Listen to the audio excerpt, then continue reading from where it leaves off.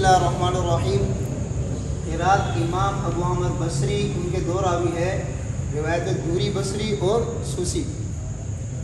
تو پچھلے سبق میں سوسی کے لیے اور تقریباً تمام روایات کے لیے جو ادغام صغیر کی قسمیں تھیں وہ میں نے بتا دی۔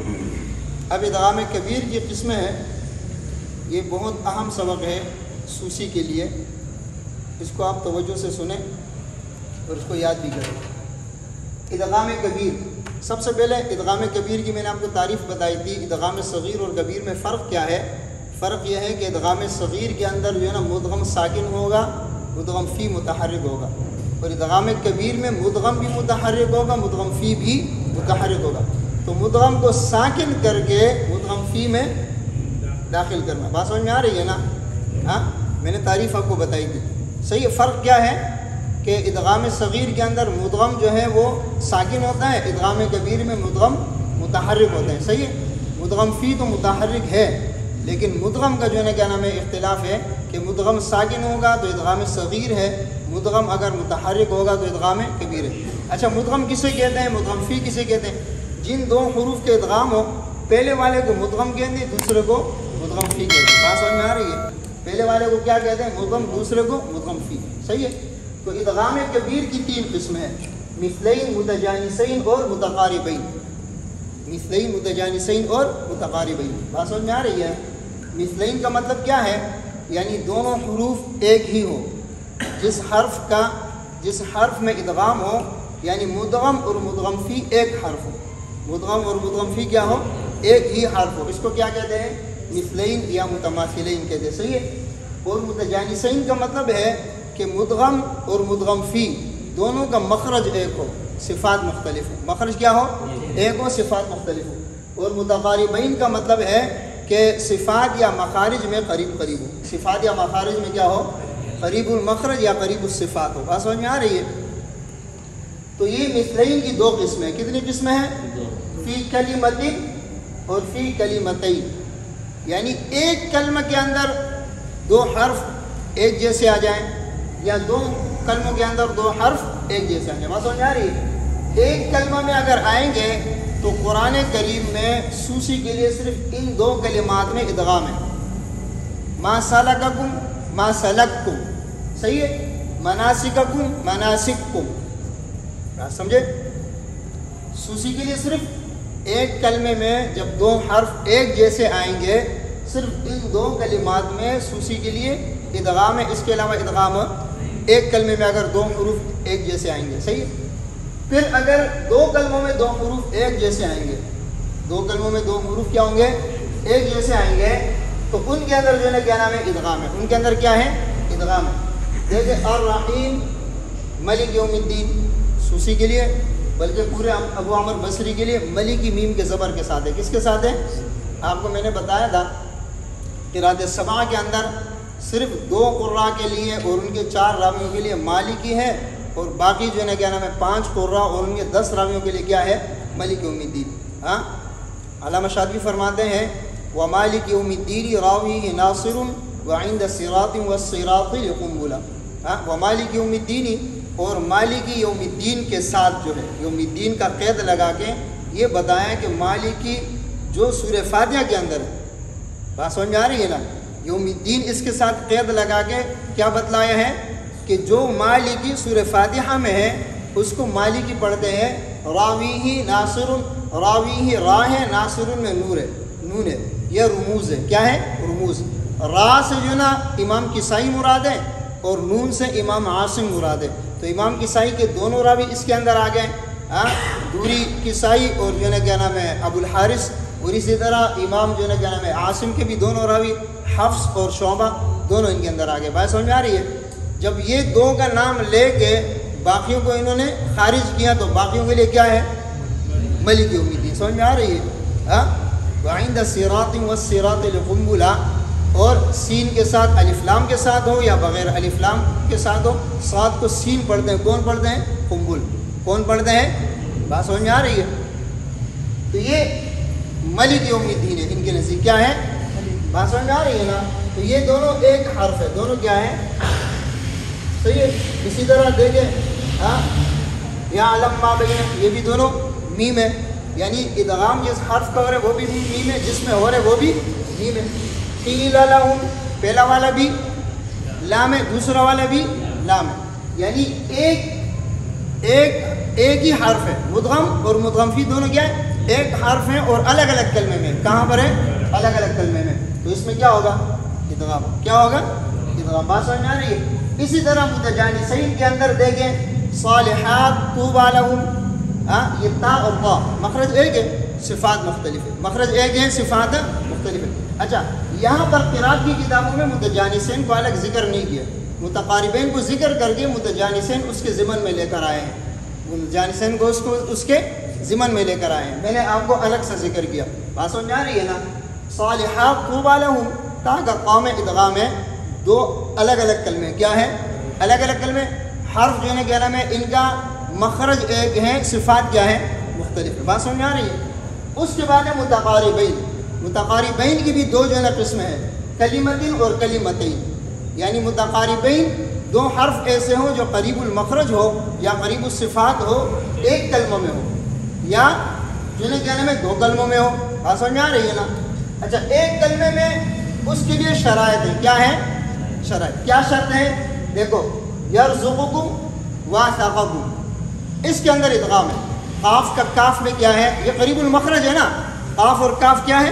قریب المخرج ہے، ان کا ادغام ہے، لیکن اس کے لیے شرائط ہے۔ کیا شرائط ہے؟ دو شرائط ہیں۔ پہلی شرط کیا ہے؟ شرط قاف پہلے سے متحرک ہو، قاف سے پہلے والا حرف کیا ہو؟ قاف پہلے سے نہیں، قاف سے پہلا والا حرف کیا ہو؟ متحرک ہو۔ یرزقکم، قاف سے پہلے زا ہے نا، زا کیا ہے؟ متحرک ہے۔ دوسری شرط یہ ہے کہ جو کاف ہے نا، کاف کے بعد میم جمع ہو، کاف کے بعد کیا ہو؟ میم جمع۔ بات سمجھ آ رہی ہے؟ یعنی میم جمع کی ضمیر ہو، کس کی ضمیر ہو؟ بات سمجھ آ رہی ہے نا؟ ہاں، تو اس میں کیا ہے؟ دیکھو، یرزقکم میں قاف سے پہلے متحرک ہے اور کاف کے بعد کیا ہے؟ میم جمع ہے، صحیح ہے۔ اسی طرح وثقکم، قاف سے پہلے متحرک ہے اور کاف کے بعد میم ہے۔ بات سمجھ میں آ رہی ہے نا؟ اب اس کا اعتراضی مثال میثاقکم، میثاقکم میں دیکھو قاف سے پہلے الف ہے نا، الف ساکن ہوتا ہے، الف کیا ہوتا ہے؟ تو یہاں پر ادغام نہیں ہوگا۔ اسی طرح نرزقک، یہ کاف کے بعد میم جمع نہیں ہے، کاف کے بعد میم جمع نہیں ہے، یعنی اس کے بعد اس کے اندر دوسری شرط نہیں پائی جا رہی ہے اور اس کے اندر پہلی شرط کیا ہے؟ قاف سے پہلے حرف کیا ہو؟ متحرک ہو۔ دوسری شرط کیا ہے؟ کاف کے بعد میم جمع ہو، صحیح ہے۔ تو یہاں پر آپ دیکھیں نا، اس میں پہلی شرط نہیں ہے، قاف سے پہلے الف ہے، الف ساکن ہے، اور اس میں دوسری شرط نہیں ہے، قاف کے بعد کاف ہے، کاف کے بعد میم جمع۔ بات سمجھ میں آ رہی ہے؟ اچھا، اس کے بعد آپ یہ دیکھیں، طلقکن میں میم جمع نہ ہونے کے باوجود بھی ادغام ثابت ہے، یہ ایک کلمہ ہے طلقکن، اس کے اندر کیا ہے؟ ادغام ہے۔ تو یہاں پر جو ہے نا کیا نام ہے، سوال یہ ہے کہ ہم نے کہا تھا کہ کاف کے بعد کیا ہو؟ میم جمع ہو، یہاں پر تو میم جمع نہیں ہے، تو اس کا جواب یہ ہے کہ جمع و تانیث میں ثقل کو ختم کرنے کے لیے اس میں کیا ہے؟ ادغام ہے۔ جمع اور تانیث کے اندر ثقل کو ختم کرنے کے لیے اس میں کیا ہے؟ ادغام ہے۔ بات سمجھ میں آ رہی ہے؟ اب دیکھیں، متقاربین فی کلمتین، یعنی متقاربین قریب المخرج ہو، دو کلموں میں ہو، کہاں پر ہو؟ دیکھو، یعذب من یشاء، تو اس میں کیا ہوگا؟ ادغام۔ کیا ہوگا؟ یعذب من یشاء۔ بات سمجھ میں آ رہا ہے؟ بات سمجھ میں آ رہا ہے؟ اب اس کے اندر آپ یہ دیکھیں کہ اس کے اندر جو ہے نا کیا نام ہے، موانع ادغام، یہ چیزیں ہیں کہ یہاں پر ادغام جو ہے نا منع ہوگا، یہ شرائط آپ دیکھ لیں۔ پہلے کیا ہے؟ پہلا حرف منون ہو، یعنی پہلا حرف تنوین والا ہو، کیا ہو؟ سمیع علیم، تو ادغام نہیں ہوگا۔ ادغام کیوں نہیں ہوگا؟ سمیع علیم، یا نون ساکن آ گیا نا، نون ساکن نے فاصلہ دے دیا، کیا کر دیا؟ سمیع، نون ساکن آئے نا اس میں، تنوین کے اندر نون ساکن ہوتا ہے نا، تو نون ساکن نے کیا کر دیا؟ فاصلہ دیا، تو ادغام۔ بات سمجھ میں آ رہا ہے نا؟ اس کے بعد کیا ہے؟ یہ واحد مذکر حاضر کی تا ان تساوین، اس کے اندر ادغام نہیں ہوگا۔ بات سمجھ میں آ رہی ہے نا؟ پھر پہلا حرف مجزوم نہ ہو، لم یؤت ساعۃ، یہ اصل میں لم یؤت تو نہیں ہے، لم جازمہ نے اس کو جو ہے نا کیا نام ہے مجزوم کیا ہے نا، بات سمجھ میں آ رہا ہے نا، تو اس وجہ سے یہاں پر بھی ادغام تسعدن میں ادغام نہیں ہوگا، لم داخل ہے، سمجھ میں آ رہا ہے نا۔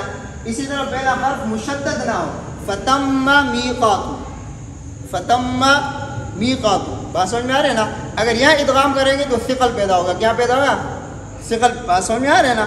تو یہاں پر بھی ادغام اس طرح اشد ذکرن، اشد ذکرن، یہاں بھی ادغام نہیں ہوگا۔ ادغام کیوں نہیں ہوگا؟ فتم میقات یہ جو ہے کیا نام ہے یہ مثلین کی مثال ہے، اور اشد ذکرا یہ متقاربین کی مثال ہے، بات سمجھ میں آ رہی ہے نا۔ اسی طرح رسمن متصل نہ ہو، انا نذیر، ہاں رسمن کیا ہو متصل نہ ہو تو اس میں ادغام، دیکھو یہ نون ہے، یہ نون ہے، درمیان میں الف فاصل ہے، الف فاصل ہے نا، تو نون کو کیا کر دیا؟ الگ کر دیا نا۔ ادغام تب ہوگا جب دو حرف ایک ساتھ آئیں گے نا، ایک جنس کے ہو یا بالکل ایک حرف ہو یا متقاربین ہو لیکن ایک ساتھ آئیں، تو یہاں پر اس الف نے فاصلہ کر دیا، ایک ساتھ نہیں ہے۔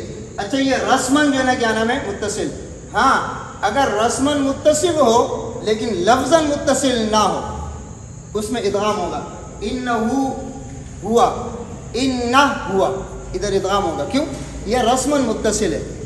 رسمن کیا ہے؟ لفظاً متصل نہیں ہے، ادا کرنے میں متصل نہیں ہے، لیکن رسمن کیا ہے؟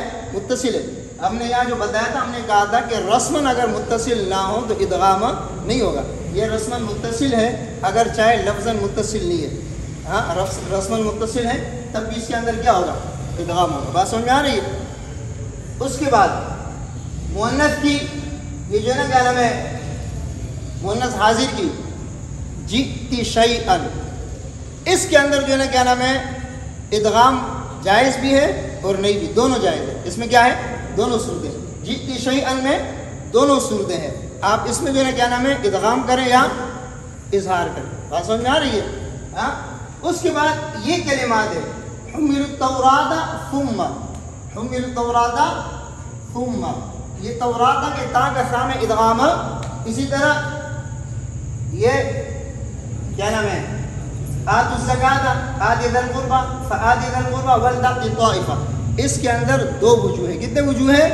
یہ خلف یعنی اس کے اندر اختلاف ہے، ادغام جائز بھی ہے اور ادغام نہیں بھی ہے، بات سمجھ میں آ رہی ہے نا۔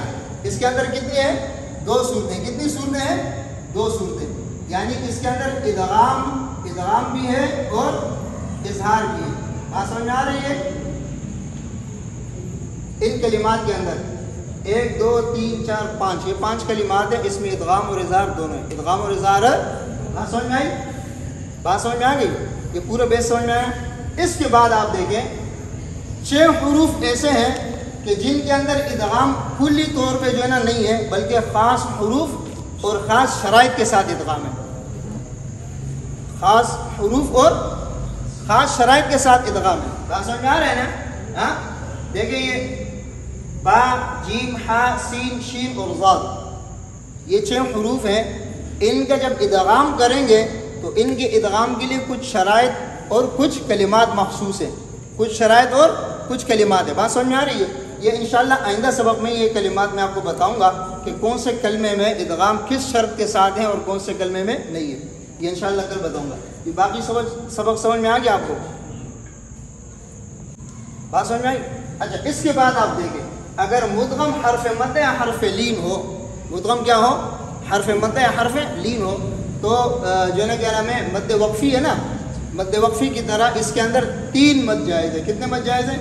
اس میں طول بھی صحیح ہے، اس میں توسط بھی صحیح ہے، اس میں قصر بھی صحیح ہے، لیکن جمہور جو ہے نا کیا نام ہے توسط کو پسند کرتے ہیں۔ جمہور کس کو پسند کرتے ہیں؟ توسط کو۔ مثال کے طور پہ الرحیم مالک یوم الدین، اس کو الرحیم مالک یوم الدین، الرحیم مالک یوم الدین، الرحیم مالک یوم الدین، تینوں۔ اسی طرح قال ربی، قال ربی، قال ربی، قال ربی، تینوں جائز ہے، بات سمجھ میں آ رہے؟ یعنی اس کے اندر جو ہے نا تینوں مد کیا ہے؟ جائز ہے۔ اگر مدغم حرف مدہ یا حرف لین ہو تو اس میں کیا ہوگا؟ تینوں مد اس میں کیا ہوں گے؟ جائز ہوں گے، بات سمجھ میں آ رہی؟